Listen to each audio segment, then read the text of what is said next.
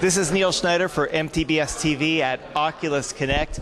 Joining us, of course, is none other than Palmer Luckey.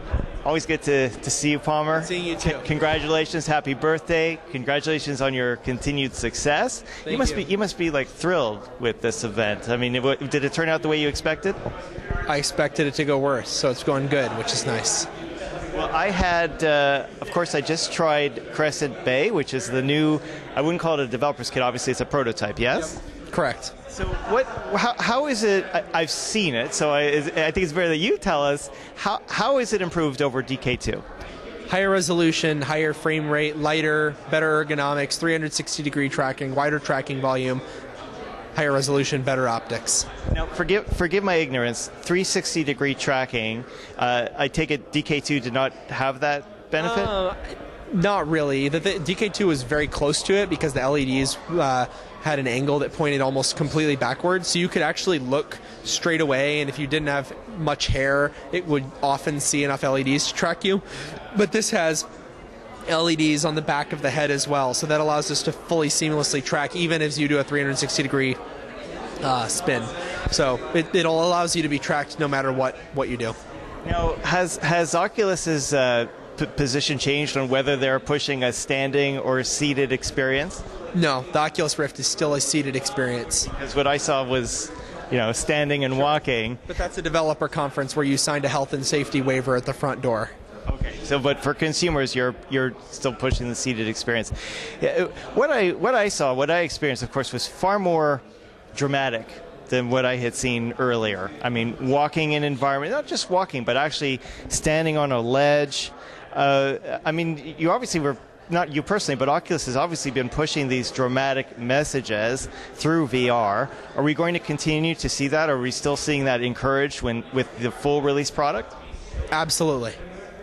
So it struck me as odd that we're going to have that seated position, but still looking over at ledges. That's what caught me off guard. These are just demos that we made for the show. Okay, wonderful, wonderful. So, and let's talk a little bit about Gear VR. Sure. I mean, this was very impressive. I mean, it's not just that the VR itself was impressive, but mobile application. I thought it was going to be full of latency. Not so much. It actually was. It was quite good. Can you elaborate a little bit as to what you had to do to make Gear VR a reality? And by the way, this is more. I guess this is Samsung's credit as much as it is Oculus. But maybe you could shed some light on that. We worked together with Samsung a lot on the hardware and the software. A lot of the software stuff is ours. John Carmack worked on it. The sensor that they're using is based on our DK1 sensor, but improved actually quite a bit from DK1. It's basically the only good mobile virtual reality headset right now, and it's because we were able to get very low-level hardware access, not only to the sensor but to the rest of the phone, and able to bypass a lot of the problems that Android has with rendering. So unless you can have really deep hardware access, it's impossible to solve a lot of these problems. Now, what I gather is it's not positional tracking. I take it it's orientational tracking, similar to DK1? Currently, yes. Okay, wonderful. Now, Samsung is Oculus's first partner, I take it, in this technology. Is it something that you see Oculus licensing out to different vendors? Do you think it's going to be 100% Samsung moving forward? Any plans with this? I think in the long run, we want to make our technology available to more people, but right now we're focused entirely on Samsung. And our own product. Of course. So a couple months ago, I read an article. I'm sorry, I can't recall exactly where, but Oculus remarked that they were looking to potentially license their technology. Sure. So when Oculus is talking about licensing their technology, what are they referring to? I mean, are we talking hardware, software, or a little of each? We really don't have any solid plans on it. It's more like a long-term, a long-term goal would be to be kind of like the Android of virtual reality, where we're able to help a lot of people not have to solve the same problems over and over again, where they can use a lot of our components. The Samsung deal is unique in that we really got low-level access to their hardware and to their phone, and provided them with software and hardware designs. But we'll see how it goes with other people in the future. Samsung is really, like, if you're going to partner with a mobile phone company, they're by far the best one to be working with.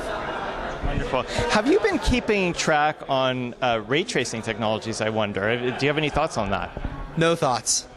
Okay. It's not my field of expertise. Okay. One of the big news stories this week was about NVIDIA's work. I mean, you've heard it. I'm sure you've heard it all day. Everybody's talking about latency, and how little we want of latency. And my understanding is with their new Maxwell GPUs, or their GTX 980 series, they're doing a lot of optimizations to reduce that latency to bare minimum. Can you comment at all on NVIDIA's work? NVIDIA is really the better one to talk to, but we've been collaborating with them for a long time. It's really good to see a lot of the work finally making it out there. A lot of it is Maxwell specific, but many of those features are actually part of our SDK, and they work on all cards. Wonderful. Now, I know this is a little bit of a tough question, but I was surprised that not only did NVIDIA promote, let's say, their reduced latency, but there's also discussion with their drivers, that they do these 3D vision drivers for 3D. Sure. Does the Oculus have a reaction to that as to, the 3D drivers from NVIDIA pertaining to VR? It'll be interesting to see, but I mean, they haven't. It's not currently like a functioning, working thing in terms of being something that people would actually want to use. So it'll be interesting to see, but we think it's going to be a pretty terrible experience. Now, okay.